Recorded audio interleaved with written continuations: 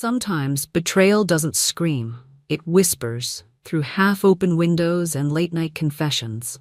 That night, I wasn't supposed to be there. I wasn't meant to hear the words that shattered the foundation of everything I thought was real. What would you do if you walked past a window and overheard your husband confess he was cheating on you not out of love, but for a promotion? Vanessa Morgan thought she had it all. A beautiful home in Denver, 2 loving kids and a husband who once called her his entire world. But in a single evening, everything unraveled. She wasn't meant to hear it. She wasn't even supposed to be there. But fate led her to that window, and what she heard shattered more than just her trust. It revealed a web of lies, a fake business, a secret woman named Lexi, and a stolen signature tied to a $30,000 loan. She had a choice: stay silent and save face, or expose the man she once loved in front of the entire company and risk losing everything. What she did next will leave you breathless. This is not just a story about betrayal. It's a story about strength, about standing up when the world wants you to stay quiet. Are you ready to know what she did? Watch to the end and prepare for a twist. You won't forget you're being paranoid. That's what Vanessa Morgan had told herself that morning. Just before everything unraveled, the day began, like any other, a whirlwind of scrambled eggs, coffee spills, and urgent emails. The sound of laughter echoed from the living room as Noah, her 3-year-old, built rocket towers with plastic bricks, while Ella, mature beyond her 5 years, tried to help him pack his backpack. Vanessa stood in the kitchen downing lukewarm coffee while reviewing quarterly projections on her tablet. The presentation for West Coast investors was in less than 2 hours, Trevor. She called toward the bedroom. "Don't forget, you're dropping the kids at school today." From behind the door came the sleepy grumble of her husband, Trevor Morgan, followed by the hiss of the shower. He always seemed to drag his feet when the morning involved any real responsibility. She turned back to the kids with a weary smile. "Noah, sweetheart, we're on a schedule. But why can't you take us?" he asked, spooning eggs with his usual reluctance. Vanessa knelt beside him, her heart tightening, "Because Mommy has a very important meeting today. But I promise I'll be home tonight. And guess what? I'll read you that pirate story." We started. His eyes sparkled the same chocolate brown as Trevor's. Guilt swept over her like a wave lately. She'd been missing more than just bedtime. Trevor finally emerged, towsled and smelling faintly of aftershave. He poured himself the last of the coffee, not bothering to offer any. "You could have left me a drop. You could have gotten up 10 minutes earlier." He smirked, but there was tension in his jaw. Vanessa served breakfast, every motion calculated, masking the irritation bubbling beneath her skin. "I can't be late today. Please don't forget Ella's art class. She has it right after lunch," Trevor groaned. "It's always something. You know, I've got that investor pitch. We talked about this last night," you agreed. Yeah, he waved a hand. "I'll figure it out, but then you have to pick them up." Of course, always tit for tat. After a rushed goodbye, Vanessa sped off toward her office in downtown Denver. The modern glass tower rose like a fortress of control and calm, a place where she felt confident, capable, respected. Her assistant, Marcy, was waiting with the portfolio. "West Coast investors are in the lounge," she said with a bright smile. "Thank you, Marcy. Please arrange for coffee and water in the conference room." The moment Vanessa stepped into the meeting, her nerves vanished. She was in command, presenting data, fielding questions, making projections. Her voice was firm, her timing precise. This was her battlefield, and she was a seasoned warrior until her phone vibrated. She ignored it at first, protocol, but the second buzz made her glance. The caller eyed Ella and Noah's daycare. Her stomach twisted. "Please excuse me," she said to the room, exiting with practice poise. The voice on the line was concerned. "Mrs. Morgan, Noah's running a fever 101. Vanessa's fingers clenched tighter around her phone as the nurse's words echoed in her ear. Her breath caught in her throat. She blinked once, twice, trying to process the words. Fever. Sick. Alone. And Trevor? Where was he? She forced herself to stay composed, but her heart thundered in her chest, a drumbeat of rising dread. In that moment, the confident woman who commanded boardrooms felt like a helpless mother caught between duty and love. His energy dropped after breakfast. "We think it's viral, but he needs to go home." Vanessa's chest tightened. "Have you called his father?" "We did, but he said he couldn't come." He mentioned an important meeting, of course. Okay, please wait for me, I'll make arrangements. Vanessa hung up, and he immediately dialed Trevor Noah's sick 101 fever. Can you get him? I told you I can't. I have a meeting with corporate, it's about my promotion. He's our son, Trevor. He's sick. You have to. No, you have to figure it out. Call my mom. Silence. Vanessa clenched, her jaw. Lorraine Morgan? The last person she wanted to involve. But she did, and just as expected, Lorraine answered with frosty civility. I'll pick him up. Someone has to prioritize the children's well-being. The jab landed right where it hurt. Vanessa returned to the boardroom, her face calm but mind churning. She finished the presentation flawlessly, even earning rare praise from Mr. Connolly, her boss, but her heart was far away, somewhere between the daycare and the icy voice of her mother-in-law. Back in her office, Vanessa stood motionless for a moment, phone still in hand. Her eyes landed on the photo frame on her desk, a picture of Noah, Ella, and Trevor taken last spring at the park. She picked it up, running her thumb along the edge. A sharp ache bloomed in her chest. What kind of mother misses this? She whispered to herself. Tears pricked at her eyes, but she blinked them away. Not now, not here. She smoothed her jacket, straightened her spine, and walked toward the next meeting, like she hadn't just felt herself splinter inside. Her phone rang again, unknown number. Hello. This is Marcus Dalton from Colorado National Bank. I'm calling to confirm your co-signature on the $3,000 small business loan. Vanessa's blood ran cold. Excuse me, your husband, Trevor Morgan, listed you as guarantor. The loan was approved 3 days ago. Her world tilted. She hadn't signed anything, hadn't even heard about any business plan, trying to control her voice. She said, I'll need to get back to you, hanging up. She stared at the wall, nausea rising in her throat. He forged my name without hesitation. She dialed Trevor. He answered on the third ring. Babe? Can we talk later? No, tell me right now why a bank just called me about a loan you took out with my name on it. A pause. I was going to tell you it's a surprise. I'm starting my own firm. I needed someone with a good credit score. Come on, V. Don't freak out. Don't freak out. You committed fraud. No, it's not like that. It's an investment. You'll see, it's for us. You didn't even talk to me. I didn't want to burden you with the details until I had it already. Trust me. It's a smart move, but Vanessa couldn't shake the feeling in her gut. Something was off. Cold, calculated, like he wasn't telling her everything. She ended the call. She needed air, she needed answers, and she needed the truth. That night, Vanessa drove to Aurora, to her mother-in-law's suburban home, to check on Noah and bring the kids home. But as she passed under the open window of the living room, she heard voices, familiar ones, Trevor and Lorraine. She doesn't need to know everything, Trevor was saying. Lorraine replied, voice sharp but low. Trevor hiding it, it won't make it go away. What if she finds out about Lexi? Vanessa froze. Lexi. She stepped back into the shadows, heart racing. Listening to the rest of the conversation that would rip her world apart. The night air was cold, but Vanessa Morgan stood frozen under the soft glow of the porch light, her breath caught between disbelief and devastation. She doesn't need to know everything, Trevor's voice had said, and then came the dagger. What if she finds out about Lexi? The name curled through her chest like smoke, acrid and undeniable. Her mind scrambled. Lexi, who is Lexi inside? Lorraine Morgan responded in a lower, almost weary tone. Trevor. This isn't just a fling. It's a full-blown betrayal of your marriage. You forged your wife's signature. You're lying to her and to yourself. Vanessa gripped the railing. Her knuckles white, her world so carefully constructed was fracturing. The career she'd built, the children she'd loved, the marriage she'd fought to keep balanced. All of it now teetered on the edge of a truth she hadn't seen coming. And you think sleeping with Lexi will make you a better man? Lorraine added, her voice now laced with scorn. Mom, Trevor snapped. Lexi is more than that. Her uncle practically runs the regional division. With her on my side, I'm guaranteed a promotion. He laughed bitterly. And you know how Vanessa is. She doesn't support me. She makes more money, calls all the shots. I'm tired of being the dad who drops off the kids. Vanessa stepped back from the window, the breath knocked out of her. 8 years, 2 children, and this was how he saw her. She wanted to barge in, to scream, to throw the door open and expose them both.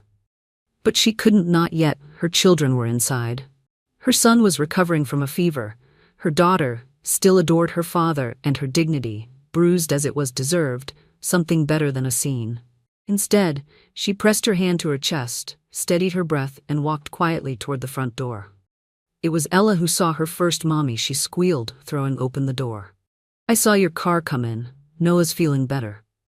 Vanessa mustered a smile, her heart splintered. But her voice, soft. "That's wonderful. Sweetheart. I missed you." Both Trevor appeared moments later, adjusting his shirt collar, eyes widening in surprise. "You're early," he said, trying to sound casual. Vanessa didn't respond. She kissed Noah's forehead, then read them a bedtime story as if her heart were imploding with every turn of the page. Once the kids were tucked in, she stood up. "Trevor, we need to talk now." He followed her into the kitchen, closing the door behind them, his posture already defensive. "What's this about?" Vanessa's eyes didn't flinch. The 3,000 loan Lexi, the fake signature, the lies. Trevor froze, the color draining from his face. "Who told you?" "I heard everything," she interrupted, her voice sharp and steady from the window. There was a silence so thick it seemed to bend the air between them. He tried a half smile. "Okay, I messed up, but it's not what you think." "No." Vanessa's voice cracked. "Because it sounds exactly like what I think." Trevor moved closer, reaching for her hands, but she stepped back. "I needed leverage," he said quickly. "I needed to feel like I was worth something. You're always ahead in earnings and confidence in life. I needed my own thing, so you slept with your ticket to a promotion." His eyes dropped to the floor. "It was a mistake." "Stop." Her voice cracked like a whip. "You didn't make a mistake, Trevor. You made a choice. You chose her. You chose your ego, and you chose to gamble our family." He sank into a chair, burying his face in his hands. "I didn't think it would get this far." Vanessa stood tall, cold and clear. "Now you didn't think that's the only truthful thing you've said." She turned to leave, but paused at the doorway. "Tomorrow, I'm taking the kids home.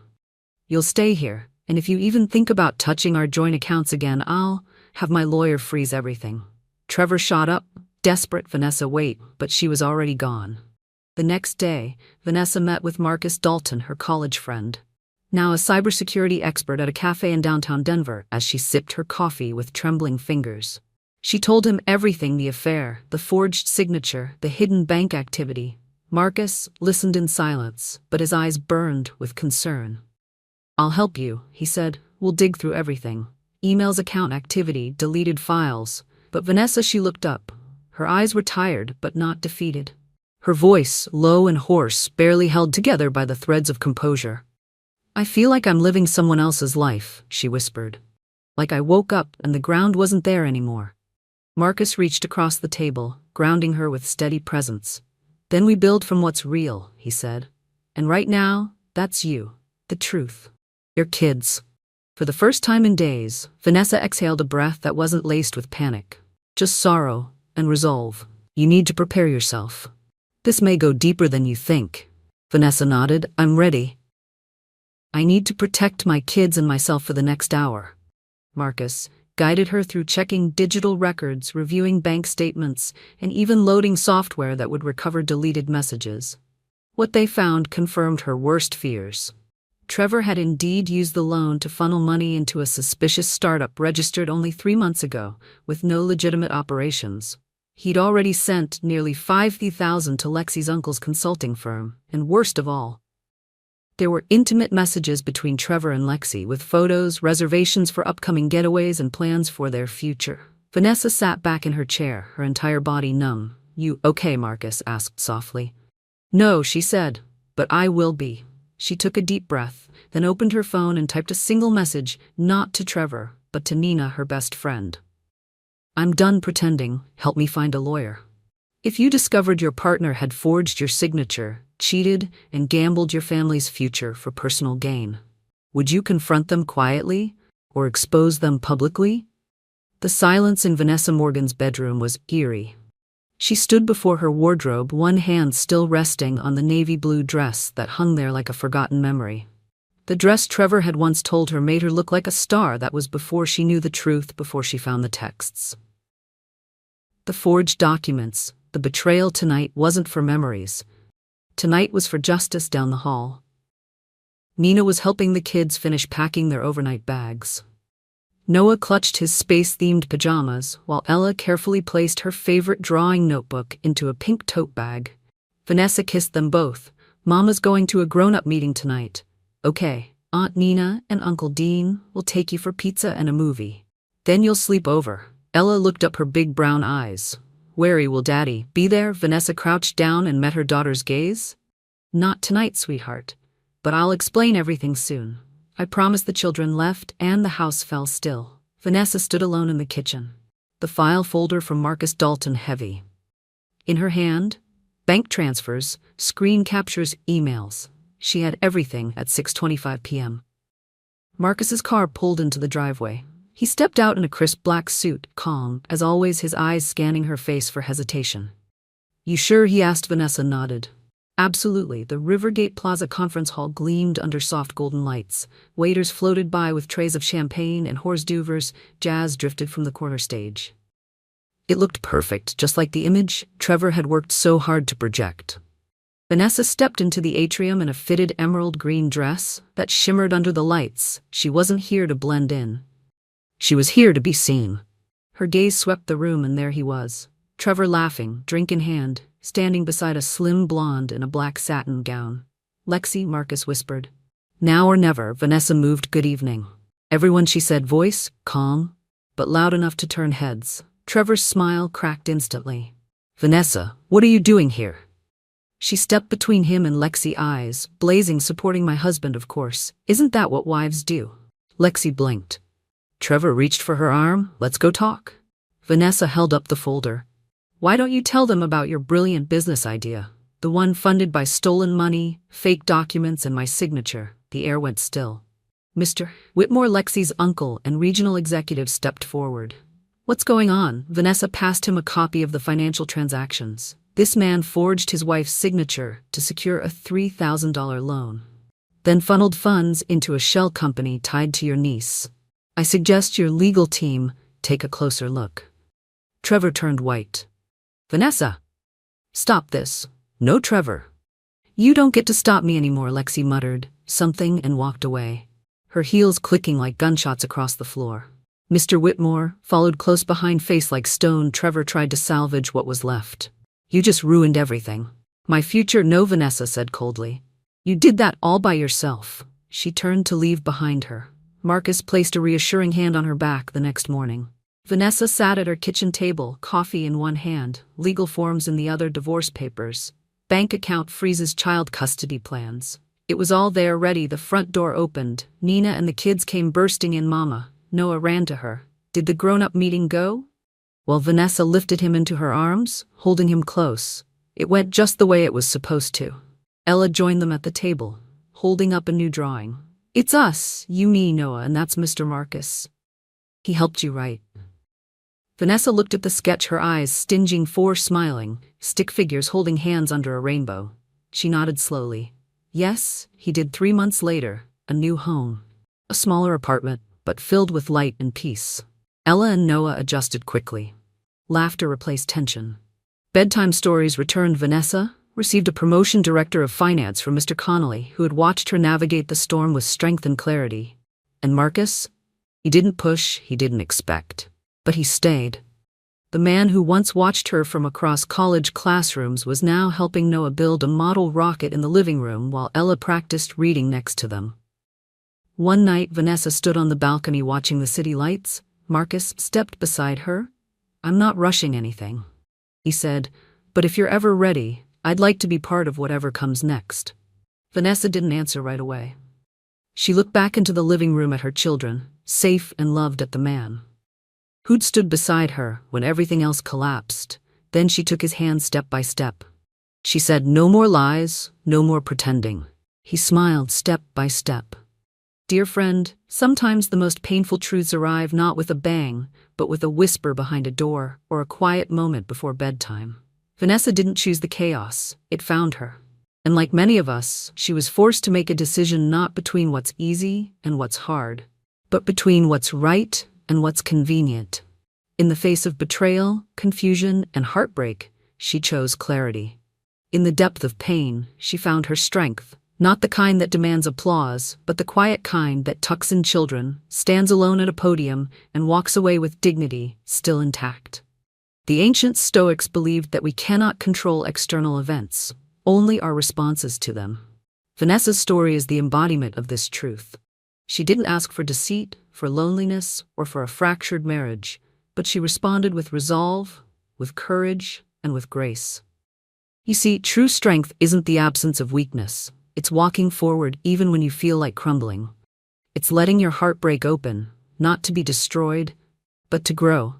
So if today you find yourself standing in the ruins of something you once believed in, a relationship, a dream, or even yourself, remember this: you are allowed to begin again, just like Vanessa did, step by step. No more lies, no more pretending. Own your truth, and let that truth set you free. With you in strength and healing, if Vanessa's journey moved you, please consider liking, sharing, and subscribing. Your support helps us tell more stories that truly matter.